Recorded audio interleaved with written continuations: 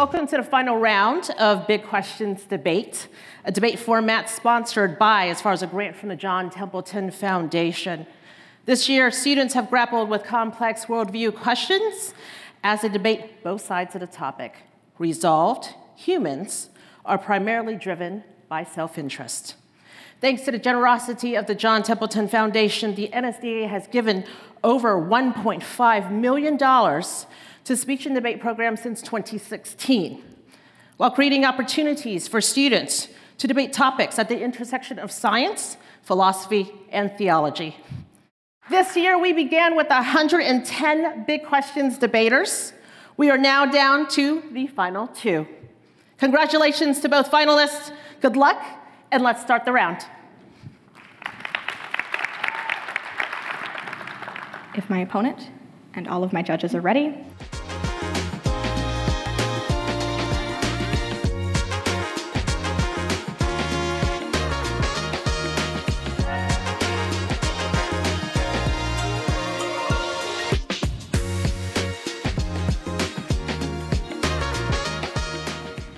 then I will begin a 5-minute speech in affirmation.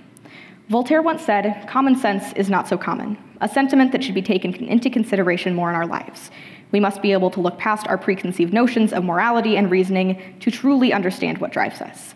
That's why I stand in firm affirmation of the resolution, resolved. Humans are primarily driven by self-interest. Observation. Human drive is complicated, and what is or isn't in our self-interest is possibly even more complicated. So when looking at this topic, we should be looking at the whole picture of human reasoning, including what goes into initial decisions and the reflection that influences our next decisions. Now I'll offer some definitions. First, primarily from Oxford Languages, is for the most part or mainly. 2, driven by Cambridge, is someone who is driven is so determined to achieve something or be successful that all of their behavior is directed towards this aim. And 3, self-interest, from the American Psychological Association, one's personal advantage or benefit. Self-interested behavior includes both the pursuit of rewards and benefits and the avoidance of cost, dangers, and harm. Contention 1, Kohlberg's theory of moral development. First, let's look at how we make decisions the first time. The theory of moral development is based on the idea that human beings pass through 3 levels of reasoning and decision-making between infancy and adulthood. The first level includes children under 6 years old and contains 2 stages based on avoiding punishments and seeking rewards. This is pure self-interest. The second level includes children between 7 and 11 years old and contains 2 stages based on conformity with our peers in the law and is where we first see self-interest in interactions with the rest of society. The third level is what most people over the age of 11 are technically capable of, and is where we see truly altruistic behavior without thinking of personal gain. The highest level is eliminating all personal bias or connection and looking only at the facts and impacts of a situation.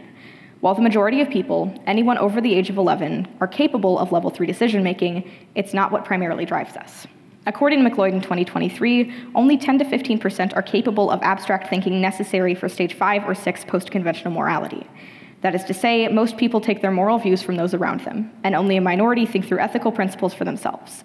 Generally, while people are capable of thinking and acting outside their self-interest, most people are never actually driven by that altruistic thinking. The mere capability of non-self-interested thought is not the same thing as a primary motivator of humans generally. Yes, in certain situations, people display non-self-interested behavior, but scientifically and historically, people primarily are incapable of higher-level moral decision-making. Contention 2, choice supportive bias. Now let's look at how we reflect on decisions we've already made and how the perceptions we create of those outcomes influence our next decisions. There are a myriad of unconscious biases that affect every person, including one called a choice supportive bias. According to Lind et al. In 2017, quote, "False memory in the context of choice supportiveness is when new attributes that were not part of the original options are remembered as presented, and if their values are considered positive as belonging to the chosen option, and if negative as belonging to the foregone option. They represent a more dramatic and radical departure from reality than simple fact distortions, in that an entire new piece of non-existing evidence is remembered," unquote. Now that was a convoluted run-on sentence, so let's break down what it actually means. Basically, we like to reflect on our decisions as if only positive outcomes came from them, even remembering more positive outcomes than actually happened. In general, people enjoy being correct, and will therefore insist that their intentions in any given situation led to the good outcome of said situation. This bias exists in conjunction with hindsight bias. According to Cherry in 2022, quote, "The term hindsight bias refers to the tendency people have to view events as more predictable than they really are. Before an event takes place, while you might be able to offer a guess as to the outcome, there's really no way to know what's actually going to happen, unquote. So we guess at what the outcome will be, which is where that choice supportive bias comes in again. The last time a similar decision was made, it was beneficial. We are biased to make that decision again because we believe it was a positive outcome the first time. That drives our future decisions in similar situations, believing that it will have a similar, self-interested outcome. This phenomenon means that we never really know what our original intentions were, but we believe they were self-interested and will be driven by that same self-interested outcome, making those decisions in and of themselves self-interested. When we look at hindsight bias in tandem with our choice supportive biases, it's not that far of a leap to believe that people choose to believe that their actions actually were in their self-interest, despite what their original intentions were. Regardless of what step in the decision-making process determines drive, it's clear that primarily we are driven by self-interest. People default to making self-interested decisions because they're easier to rationalize and because they protect us. This bias towards self-interest only gets stronger after the fact. If I make a decision that works to my benefit, I'm going to be motivated to make a similar decision in the future. In this way, we are always motivated by self-interest based on our past outcomes. While humans are capable of community-based altruistic thinking, that is not how we primarily make decisions. Humans primarily default to self-interested modes of thought. Then, when we gain benefits from the self-interested decisions we made, we are influenced to use that same method for future decisions. And it's for these reasons that I can only urge a ballot in affirmation.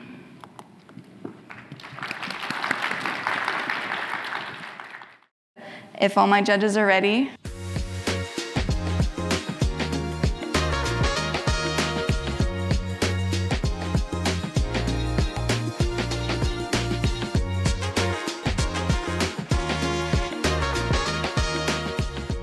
Okay, awesome. I'll start time on my first word. Opponent ready? Okay, perfect. It's because of all the altruistic actions that got me on this stage here today that I negate the resolution resolved humans are primarily driven by self-interest. To start, the negative debater offers the following definitions for clarification in this round. Primarily means of chief importance. Self-interest is one's personal interest or advantage, especially when pursued without regard for others. Altruism is behavior motivated by a desire to benefit someone other than oneself, and to be driven is to be propelled or motivated by something. Next, the negative offers an observation on the resolution to frame this debate. Because the opposite of self-interest is altruism, while the affirmative argues that self-interest is the primary motivator for action, the negative defends altruism as a motivator equal to or greater than self-interest to win this round. If there is any doubt that self-interest is the primary motivator for human action in the majority of circumstances, it must be a negative vote. Contention 1 is altruism has a biological basis. Empirical evidence shows humans evolved to be altruistic. Larry 2021 writes humans behave altruistically towards strangers with no chance of reciprocation. Evolutionary theorists argue that human altruism evolved through group selection, in which groups of altruists were naturally selected for because they had a comparative advantage over other groups. Human altruistic dispositions evolved through cultural group selection and gene culture coevolution, and there is empirical evidence in support. In addition, human motivations have plasticity, thus it's impossible to single out self-interest as a primary motivator in the first place. Agnew 2014 writes, although social concern tends to dominate social life, it's frequently possible for a small number of cheaters to take advantage of the social concern shown by others. As such, there is tendency for individuals to exhibit some plasticity, acting on social concern in some circumstances and on self-interest in others. Not only is it impossible to identify self-interest as a primary motivator, but altruism is a default human behavior in most situations. Experiments with children prove they are altruistic. It's our most fundamental drive. Wernicke and Tomasello 0407 write, pro-social behaviors are at the core of the human condition. Children as young as 12 months show concern for others in distress and sometimes intervene by comforting them. Most recently, it's been shown that 18-month-old children perform unrewarded acts of instrumental helping. Importantly, children did not perform these acts in control conditions where no help was needed. In these acts of instrumental helping, the children understood the other's unachieved goal and were motivated to help him achieve it. Even adults exhibit these altruistic tendencies towards total strangers. Agnew 14 writes, people are inclined to help innocent others in distress, particularly when they personally encounter these others. This is the case even when there is no benefit and some cost to providing said help. This proves that even without a personal connection, individuals act in ways which harm themselves in order to act altruistically by helping others. Contention 2 is cooperative behavior throughout human history proves altruism is stronger than self-interest. Interdisciplinary evidence proves that cooperation is more common than selfishness throughout history and in present day. Bankler 11 writes, 75% of US cities with populations of more than 50,000 have successfully adopted some form of community policing, which reduces crime not by imposing harsher penalties, but by humanizing the interactions of the police with local communities. Dozens of field studies have identified cooperative systems, many of which are more stable and effective than incentive-based ones. And in experiments about a cooperative behavior, a minority of people, about 30%, behave as though they are selfish. However, 50% 50% systematically and predictably behave cooperatively. In no society examined under controlled conditions have the majority of people consistently behaved selfishly. Contention 3 is giving in the world around us, and subpoint A is parents. KidSpot17 writes, Angel Care's food insecurity report showed that parents, particularly single parents, made sacrifices so that their children could eat. Parents skipped meals more frequently than children, cut meal sizes, and went hungry in order for their children to eat. Parents devote their material wealth, time, and energy into raising their children, even going so far as to sacrifice their health and well-being in the process to give their children better lives. Subpoint B is charity. The act of forsaking your own wealth to improve someone else's life is fundamentally altruistic, and in behavior manifests in people across the world. Data collected by the World Population Review in 2020 reveals that some of the most charitable nations in the world are developing, such as Nigeria, Myanmar, and Ghana, all which rank within the top 10. In addition, Axelrod 14 notes poor and middle-class Americans are more likely to donate than are the wealthiest people in the country. According to a report released by Monday by the Chronicle of Philanthropy, between 2006 and 2012, Americans earning less than $100,000 increased the amount they gave by 4.5%. This tells us that the amount of wealth people have is irrelevant to the amount they give. Altruism persists. Subpoint C is frontline workers. Broadleaf23 writes, 82% of all workers in the US are in frontline roles. The altruistic tendencies of frontline workers were highlighted during the COVID-19 pandemic, where nurses, doctors, EMTs, and many more continued to help those in need in the midst of a dangerous viral outbreak. Do It All 20 notes, healthcare workers caring for patients with COVID-19 had low stress levels, although they still had fear of being infected. A low stress level among healthcare workers indicated their professional devotion and altruism during the COVID-19 pandemic. It's because of the persistence of healthcare and other frontline workers every day and during the COVID-19 pandemic specifically, along with the sacrifices of parents, donations of people across the world, even those without enough wealth to sustain themselves in the first place, and cooperation that guides our actions every day, that I am proud to negate this resolution. And I stand ready for cross.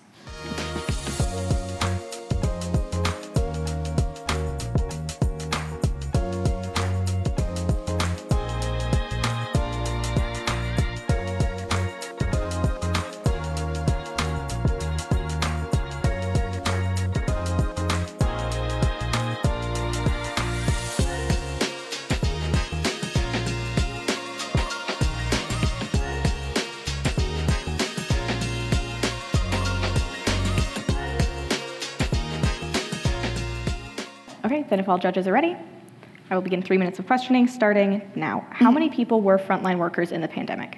So what I'm saying is that right now in the current day, we see 82% of Americans taking on frontline roles. And what I'm saying then is the frontline workers who continued to work during the pandemic were displaying their altruism. Okay, so can I have a follow-up on that? Yeah. You're saying 82% of people are frontline workers that worked altruistically in the pandemic? No, those are two different facts. What I'm saying is that frontline workers, many of which rushed back to their jobs during the pandemic, still work today in those frontline roles, and we still see this 82%, which is a majority of society, thereby upholding the resolution in the first place by showing that people will act altruistically and give up their lives, take on this risk of death by going to work every day and serving others in need while receiving little to no benefit for themselves. Can I have a question? Yes. Okay, so if we're looking at this C1 of we're talking about benefits, and we're saying that idealistically people above the age of, 11, are acting altruistically, but we don't see that. How is that a reason to vote for the affirmative? Okay, so once again, what we're seeing here is that only 10 to 15% of people are capable of making decisions that are not inherently self-interested. So what we're going to be seeing at the end of the day is that while technically everyone could be capable of this, which is why we do see altruistic behavior, it's not what's primarily driving us. It's not what most people are doing, and it's not what people are doing. Can I have a quick follow-up? Yes. So where exactly are we getting this number 10 to 15% are only ever always capable of acting altruistically? Yeah, so that's from McLeod in 2023 that was published in the simplypsychology.org. He has a PhD in psychology and has published several studies. Okay, so that's saying that no one else outside that 10 to 15% can act altruistically? Not primarily. Not primarily, and how is he exactly determining that? Okay, so once again, we're going to be seeing that it's through the stages of moral development. The study is used by asking people moral questions and asking what they would do, and then once they have the answer, they ask why they made those choices. And those choices are only ever altruistic or non-self-interested in about 10 to 15% of people total. Okay, you can have a question. Okay, going back over the idea of cooperation, you say that 30% of people behave selfishly, but 50% of people cooperate. Can you just tell me more about that study? Yeah, so essentially what I'm saying in this card is that empirics have shown, I can pull up the study or show that to you at a later date, but essentially what this card is boiling down to is that in controlled conditions, when we're eliminating other motivators, we inherently see people acting cooperatively, acting altruistically, at least 50% of the time, thereby fulfilling my observation and the burden that I set for today's round. But even then, you only ever see 30%, a minority, a significant minority, systematically behaving selfishly and prioritizing their self-interest. Okay, can I have a follow-up on that? Yeah. How did we determine that number? How are we determining that number? So the way that that number was determined was by conducting studies in which people were forced, or they felt some sort of dilemma. They were faced with a conflict and then seeing how they reacted, essentially. Okay, and were they asked why they made those choices? They weren't. This is observing the behavior. So we can tell their motivations essentially by seeing what they're doing. If we see cooperative behavior taking place, we can inherently deduce that that was made and people were valuing the decisions that the group was making and the effects on the group to an equal degree that they were valuing the effects on themselves. And that's time. I will take some running prep starting now.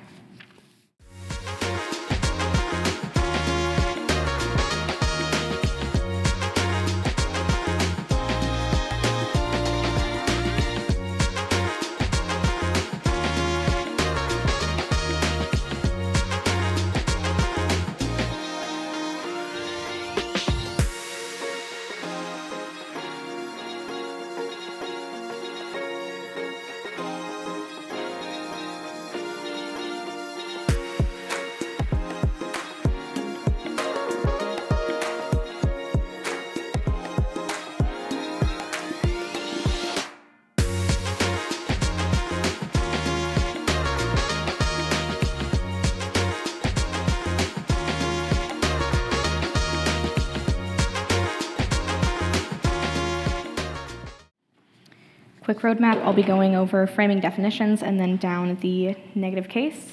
Any of my judges not ready, or my opponent? Okay, wonderful. Then I will begin my 4-minute speech and affirmation starting now.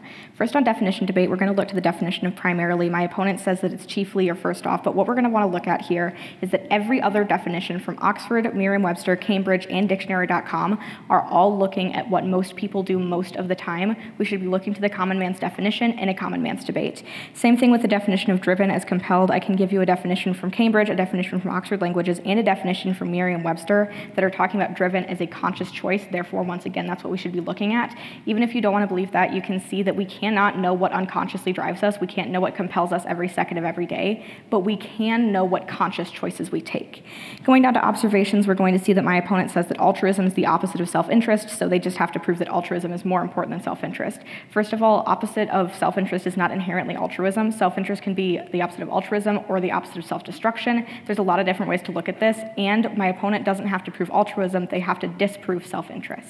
Now let's get into actual contention levels. First on contention 1 of biology about how humans are inherently altruistic. My opponent talks here about infant altruism too, but just top shelf, we're going to see that my opponent never proves that primarily altruism is what's driving us here. My opponent never proves that that's what's driving most people most of the time, and my opponent never actually proves drive here. The capability of altruism and these altruistic outcomes do not inherently mean that people were driven by altruism, which we'll get down to later too. We're also going to be seeing on infant altruism specifically that my opponent talks about how infants here should be the benchmark. However, what we're going to see is, according to Dunfield, a member of the Queen's University Department of Psychology in 2010, quote, "Even in the earliest instances of helping behavior, infants are not indiscriminate, but instead they direct their help on the basis of previous interactions with individuals. Infants thus do not solely avoid helping previously unwilling individuals, but will selectively help those who have shown a willingness to provide," unquote.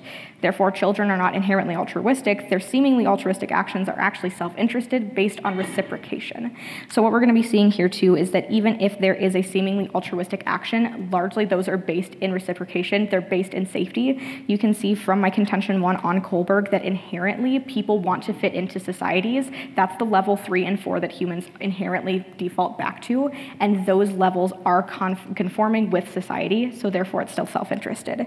Then we're going to be going down to the contention 2 on cooperation. My opponent gives a study here about how 30% of people behave selfishly and 50% of people cooperate. However, when asked in cross-sex, my opponent could not tell you that they were determining drive in this study. There were outcomes that were seemingly altruistic, but my opponent cannot tell you if people were driven to make that choice based on altruism or self-interest. However, go back to my McLeod 2023 study that shows you that 10 to 15% of people are ever capable of being driven by something that's not self-interested. Self-interest is morally neutral. It doesn't have any moral judgment on it. Just because a good outcome comes out of a self-interested decision does not mean that it's not self-interested. Then we're we're going to be going down to contention 3 on giving. Parents, first and foremost, we're going to see that there's 3 main responses to this idea of parents being super altruistic. We're going to see that 1, Kohlberg proves that parents are still self-interested. Level 3 of Kohlberg's moral development theory is based in conformity with society. The reason many people have children is to be part of a society that demands marriage and children. Conformity is still self-interest. 2, the negative assumes that any use of time, money, or energy is not within our self-interest. Children are a legitimate reason to spend time, money, and energy. It is in no one's self-interest to hoard money, disconnect from society, and sit around conserving their energy. And 4, many parents do not act altruistically. According to Brown with the National Library of Medicine in 2022, quote, approximately 1 in 4 children experience child abuse or neglect in their lifetime, unquote. Therefore, many parents do not act altruistically towards their children, and unless my opponent can prove that the majority of humanity parents altruistically, then they will not win this point. At the end of the day, we're going to be seeing that all of the actions that my opponent talks about as giving are based in altruism and cooperation, which are inherently still self-interested, and that is why I can only urge a ballot in affirmation. Okay. I'm gonna start running prep right now.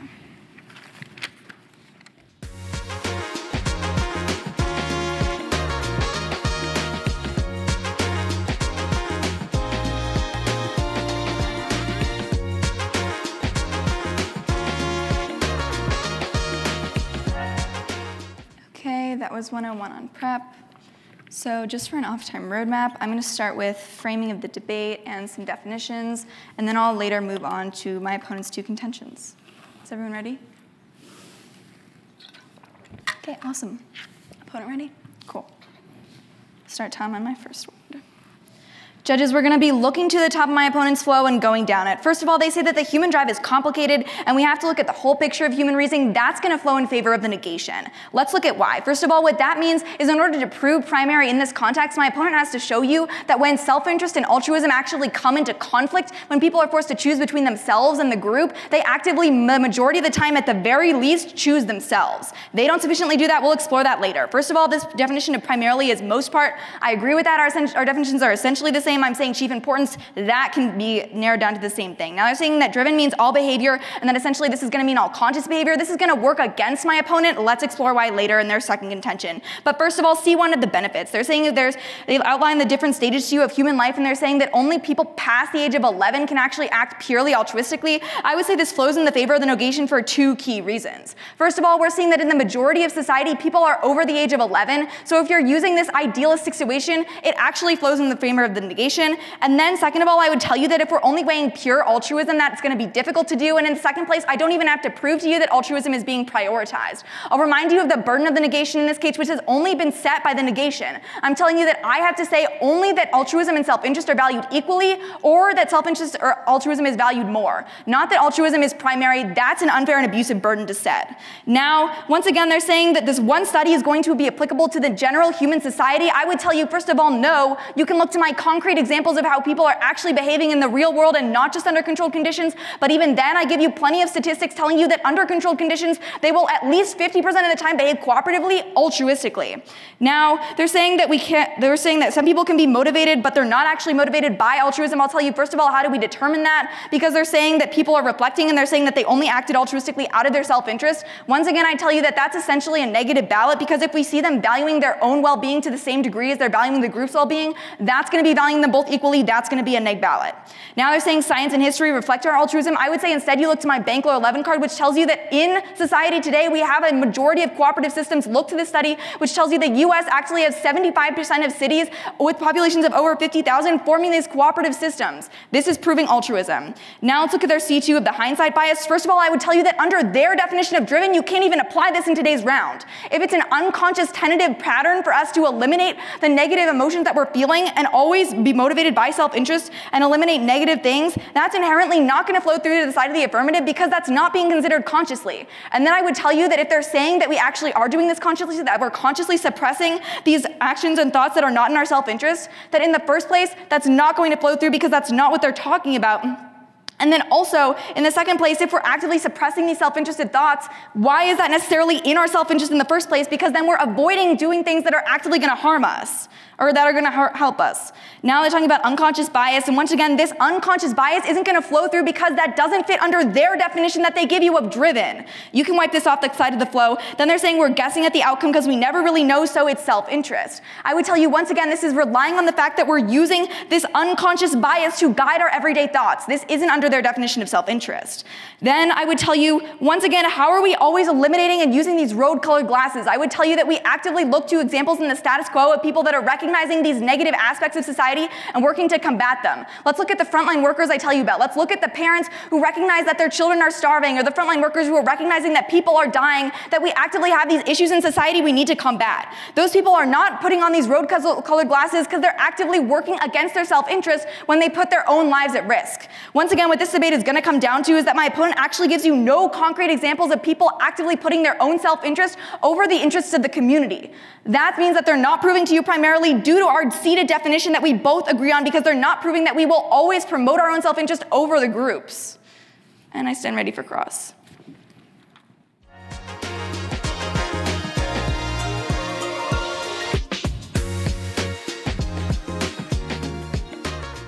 As I was first speaker, may I have first question? Yeah. Okay, then I will begin 3 minutes if all of my judges are ready. Starting now. I'm going to go back to that study on the 30 and 50%. Yeah. Once again, do you ever show why people made these decisions?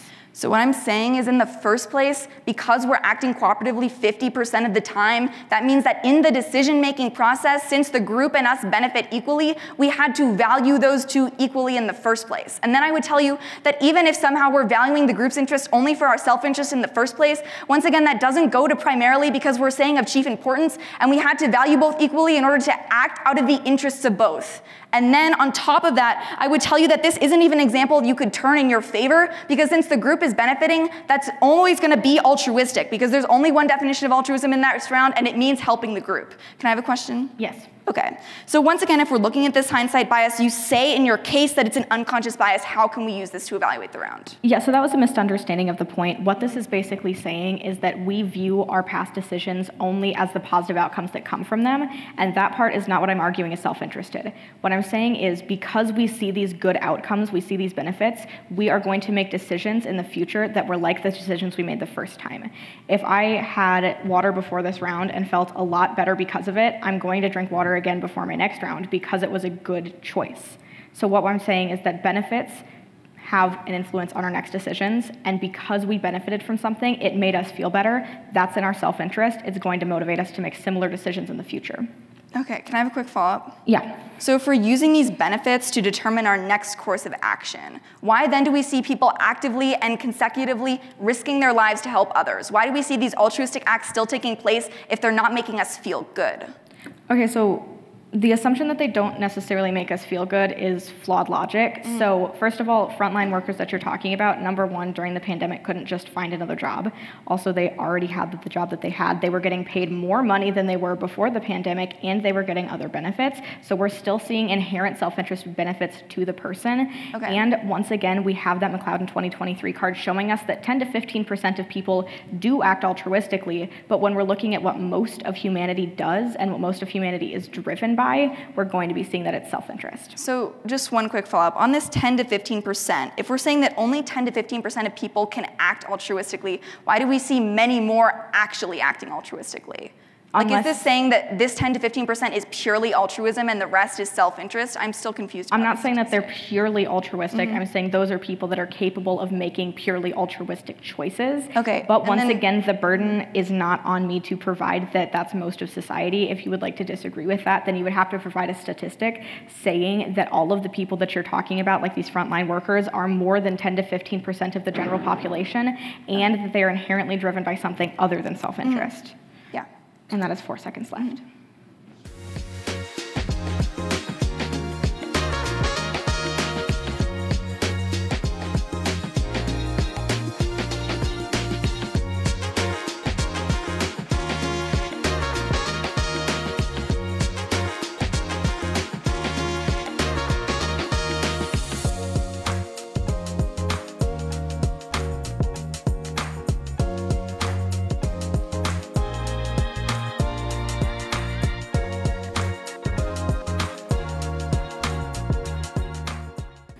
Quick off-time roadmap, framing, and then AFNEG.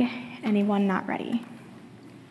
Then I will begin my 3-minute speech and affirmation, starting now. First, going over definitions, we're going to see that my opponent basically conceded to the definitions of primary and drive. So once again, we're looking at primarily as for the most part or mainly. That's what we're going to be seeing. So we need a statistical and we need a numerical majority on this. And for drive, we're going to be looking to conscious choice. Once again, my opponent says that this turns case, but I'm going to show you why it doesn't as we go down. Then we're going to see contention 1 on Kohlberg. My opponent said that this flows neg because we're only weighing pure altruism here. However, number 1, we're not only weighing pure altruism here. We're going to be seeing that pure altruism does in fact feed into self-interest most of the time, because only 10 to 15% of people are actually capable of non-self-interested thinking. Just because a good outcome comes out of something or because an outcome benefits people, that does not mean that people were driven by that good benefit. Once again, we have to look to every word in the resolution, so we have to prove that people are primarily driven by self-interest or altruism, one of the two, not just that they can act with benefits to the self-interest or altruism. Then we're going to be seeing that my opponent also said on this that we have to look at how people are behaving in the real world and how 50% of people behave cooperatively and altruistically. However, a couple problems with this. Number 1, how are people behaving in the real world is not showing any kind of actual statistic, and my opponent likes to say that we should not be looking at something that was researched in a lab. We need to look at how real people act in the real world. However, there's really no way to mark that. What we're seeing, though, is that this specific study, this McLeod 2023 study that analyzed a bunch of other studies, shows us that they specifically looked into why people made the decisions that they did, the conscious choices that they took to do the things that they did, and that's what the resolution's asking us to look at. And once again, even if you don't believe that, the 50% that my opponent is talking about is 50% of people believe in cooperation and act in cooperation. However, once again, what we're going to be seeing is that cooperation is still inherently self-interested. We have these reciprocal relationships with the people and communities in our lives, so we give to them and they give back to us. Cooperation is inherently self-interested, and my opponent has never answered this argument. Then we're going to be going down to contention 2 on choice supportive bias. My opponent said that this can't apply because it's unconscious, and according to the definition of drive that I gave, it doesn't matter. However, as I answered in cross-sex, this is a misunderstanding of this point. We're going to be seeing that unconsciously we do see all of the outcomes of things that we've done as positive, but looking back at those outcomes and analyzing those outcomes is what drives our next decisions consciously. If I do something that benefits me, I'm going to do similar things in the future. If I made an argument in my quarterfinal round that worked, I'm going to make that same argument here today because it was beneficial to me the first time, and that's how this choice supportive bias point works. Then quickly going over to the neg, my opponent did not get back to this side, but we're going to be looking at the fact that this entire case is based on altruism and cooperation. But we're going to be seeing once again that altruism and cooperation are inherently self-interested. You can see that with my Kohlberg contention that people fit into society and fit into the laws as is in their self-interest, and that's what's primarily driving them. So at the end of the day, all neg points flip over to the AF, and you're going to be seeing self-interest that way, and I could only urge a ballot in affirmation. Okay, I'll be starting running prep, and I'll start that now.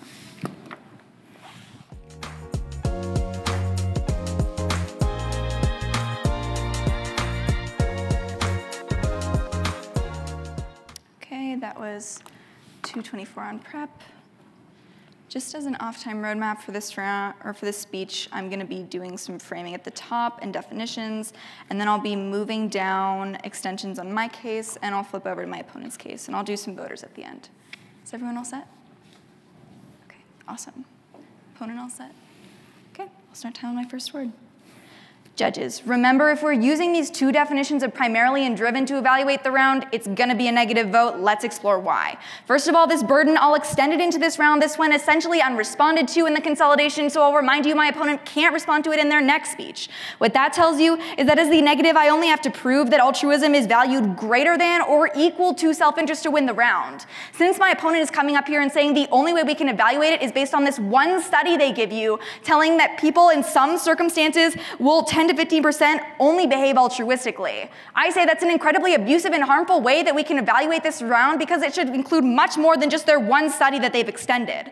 But then I would tell you that inherently we can look to the results of these actions and who's actually benefiting to deduce motivators. If only the community is benefiting from an action that you're taking, we can deduce that it was taken with pure altruism or at the very least a majority of altruism. Now let's look at my extensions. First of all, extend the biological basis. My Valeric 21 card tells you that humans help change changers without chance of reciprocation. What this means is that we're not doing it for conformity, we're not doing it for some benefit in the end, we're not expecting that, we're doing it because we're altruistic. Now expand my study, my Warnecken and Tomelso 07 card that says that children will help others with no benefit and some cost. This essentially debunks their entire study that they're basing the entire round on, because what they're saying is children will always act self-interestedly. Now, since I've proven that this study cannot be applicable to the entirety of the world because we see other studies actively working against it, let's refer and move on to my C2 of history and today. Once again, my Bankler 11 card is going to be key. It's telling you that 50% of people in these experiments will systematically behave cooperatively. Once again, since we're looking at who's benefiting from these actions, because of course we can't dig into the heads of everyone and determine those motivations, we're going to note that people without fail in empirics will systematically behave cooperatively at least 50% of the time. That's fulfilling that burden. Now let's look to my C3 of giving. Once again, they didn't extend any of their responses to this contention in their last speech. Don't let them bring them up later. With that said, let's extend my points. First of all, this subpoint A of parents, once again extend my KidSpot 17 card that's telling you parents will forsake meals. They will forsake their lives for their kids. My opponent's responses, which they didn't extend, tell you that parents only do this to conform, and children are the legit reason. I tell you they're a legit reason because their parents care about them.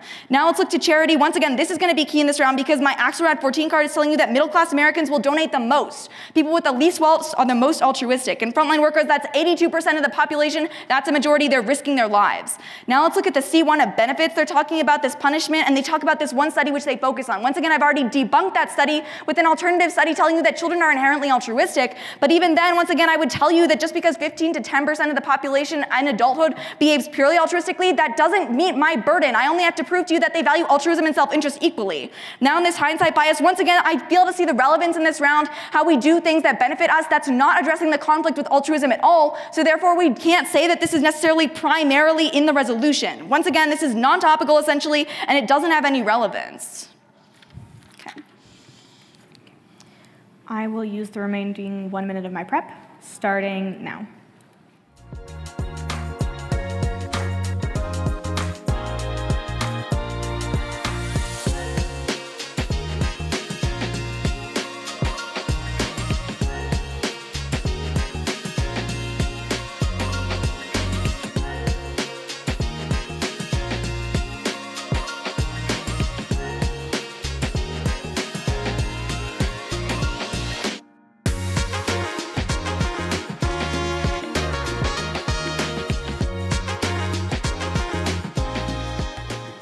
Judges ready?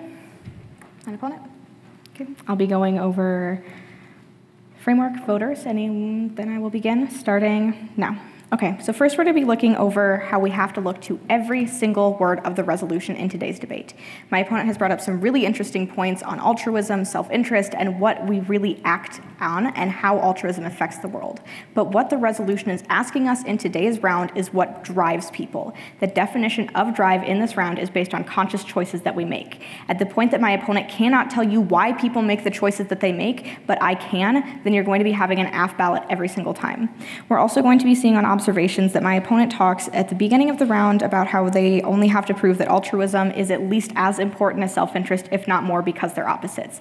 However, this is a fallacy that my opponent is perpetuating, that altruism and self-interest are on opposite sides of a spectrum. But what we are looking at is that self-interest and altruism go hand in hand.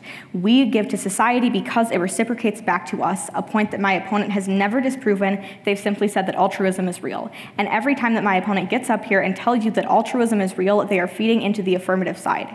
Knowing that, let's get into voters. We're going to look first voter of altruism, basically neg contentions. Once again, we're going to be seeing that the neg never actually shows us what drives people. They talk about biology, they talk about cooperation, and they talk about people giving to other people. But I'd like to first point out that they dropped their case in the first rebuttal, and then they say that I can't bring things up that I dropped at one point, but then says that they dropped their entire case. So at the end of the day, what we're going to be looking at is, even if we are looking to drops, we're going to see that the neg dropped their case. But regardless, we're going to go over down to contention level, and we are going to see that once again, biology and cooperation are not unself-interested. At the end of the day, my opponent has not answered the argument that altruism is inherently self-interested because of reciprocation, has not answered the argument that when we see infant altruism is because they know that they will get something in return. So at the end of the day, when we look to what the resolution is asking us, you have to realize that my opponent has never answered that question.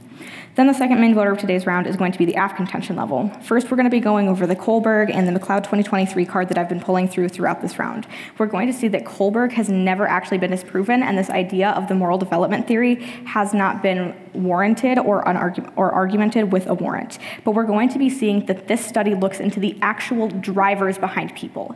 People were given moral dilemmas, they were asked to evaluate them, and then they were asked why they evaluated them, what conscious choices they made, and why they would make those decisions. So at the end of the round, you're going to be seeing that the only piece of evidence that actually talks about human drive is this McLeod 2023 card, which says that only 10 to 15% of people are ever capable of anything other than inherently self-interested decisions.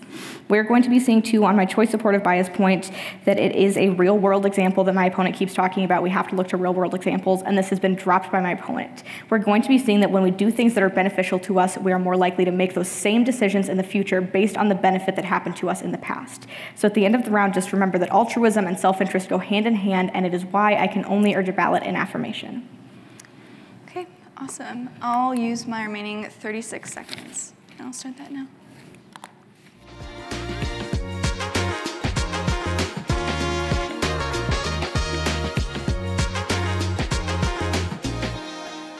Okay, that's time. So the order for this round is, once again, going to go framing and definitions, and then burdens, and then extensions on my case, and responses to my opponent's case, and then I'll do voters at the end. Is everyone all set? Okay, awesome. I'll start time on my first word. Once again, judges, what this round is essentially going to come down to is my dropped burden. My opponent responded for the first time since rebuttal in their rationale to this burden. Don't let them do that. Once again, I'm going to extend it with saying that I only have to prove that we value altruism as a motivator greater than or equal to self-interest to win this round. And I clearly outlined to you a way to do that. We look at the results of these actions and who is benefiting. The reason why is because otherwise this debate comes down to the one study that the affirmatives presented that I've essentially disproven with my Morneckin and Tomelso 07 evidence. What that tells you is that the only point that the affirmative has extended on the offense is this study that I've already disproven to you. And then once further, let's look to my case. I'm going to extend my C3 of giving. That's going to be crucial in this round. Let's explore why. I'm going to extend the subpoint A about parents. Skid Spot 17 is telling you that parents will give up meals for their kids. They put their lives at risks. What's that telling you is that we have a clear look into the motivation of these parents. Why are they doing these actions if not for altruistic intent? Once again, I'll remind you, there is no offense against these arguments because it was completely dropped, so let's extend that cleanly. What this is telling you is that essentially we can deduce the motivation, which is altruism. There is no self-benefit for these parents that are sacrificing for their kids because no alternative motivator has been proposed. Now let's look at this subpoint 2 of charity. This is also going to be crucial because what this tells you is that the least well-off in society, the people with the least wealth, the people with the least to benefit from giving up that material wealth are the ones who donate the most. What this tells you once again is that altruism is inherent no matter what your status is. This is a majority of the situation in the population in general. That's my Axelrad 14 card telling you that middle and lower class Americans donate the most. This has gone essentially totally unrefuted in this round. That's a clean voter. That's telling you that altruism is prioritized even though that's not my burden to prove to you. And on top of that, let's look to my opponent's case. Once again, they come up here in their last speech telling you that I haven't extended my case in the rebuttal. I'll tell you that frankly on the national stage, they should know by now that I don't have to extend my case in the rebuttal. That's what the consolidation is for. Now let's move on to their case. They're pointing out this study. This is the only offense they'll extend. Once again, I've already disproven this study to you with my Morneckin and Tomelso card, 707 card, telling you that little children, infants, will help others in distress with some cost to themselves and absolutely no benefit. They provide no other explanation. It's going to default to altruism. I've extended that cleanly. Now let's look at this. Let's look at some voters. First of all, you're voting on my burden, which goes cleanly dropped except for the rationale. Once again, what that means is that I only have to prove to you that altruism and self-interest can coexist. I sufficiently do that because in the majority of circumstances, I've outlined to you how through frontline workers, parents, charity, and in this Fleric 21 card, people will help strangers, help each other without chance of reciprocation, or they act cooperatively, which once again is altruism and self-interest being valued to the same degree. Now, let's look at some other voters for this round. It's going to be that burden and that altruism and self-interest can coexist, and it's also going to be my C3, which goes completely drop. That's clearly presenting you with the majority of this population who's acting out of altruism and self-interest. At the very least, altruism is valued equally. That's going to completely drop throughout this round. Good debate. Good job. Please remain seated. That's amazing. Yes. Audience, please remain seated.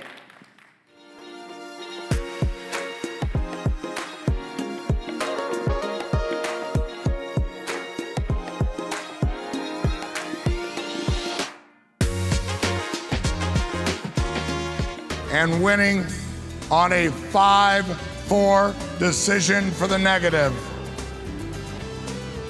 Isabel Makswadian from Arlington High School in Massachusetts, coached by Donald H. Bouchard Jr.